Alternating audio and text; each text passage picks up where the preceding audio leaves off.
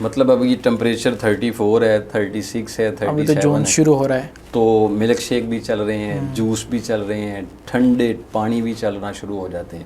تو شروع میں ہی پھر جو ہمارے معدے کی وہ والی حرارت جس نے غذا کو ہضم کرنا ہوتا ہے وہ ہم ٹھنڈے پانی دے کے اس کو بجھا دیتے ہیں. ہاں وہ پروسیس سلو ہو جاتا ہے، وہ سلو ہو جاتا ہے، سست ہو جاتا ہے. تو پھر ہم جو کھانا کھاتے ہیں جو ہضم 5 گھنٹے میں 6 گھنٹے میں ہونا ہوتا ہے وہ 9 گھنٹے میں چلا جاتا ہے. اور بھوک لگتی نہیں. تو جب پہلے والا کھانا ہضم نہیں ہوتا تو نئے کی طلب نہیں ہوتی ہے. ایک وجہ تو یہ ہوتی ہے. ٹھیک ہے.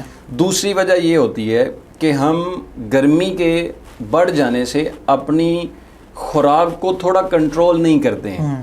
مطلب ہم شروع سے تکے کھا رہے ہیں تو گرمی میں بھی اسی روٹین سے کھا رہے ہیں. کباب کھا رہے ہیں تو اسی روٹین سے کھا رہے ہیں.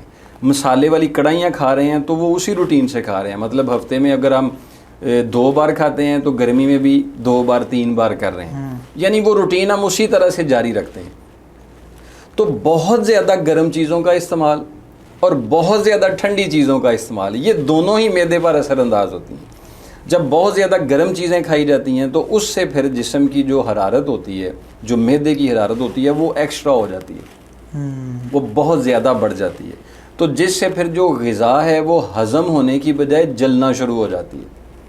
تو جب جل جاتی ہے تو جلنے کے بعد اس کے جو فضلے کا اخراج ہوتا ہے وہ سارا خارج ہونے کی بجائے انتڑیوں میں بیٹھنا شروع ہو جاتا ہے. تو جب وہ رک جاتا ہے تو پھر رستے تھوڑے کلوز ہو جاتے ہیں تو پیٹ بھرا بھرا فیل ہوتا ہے، اس سے پھر کھانے کی طلب ختم ہو جاتی ہے.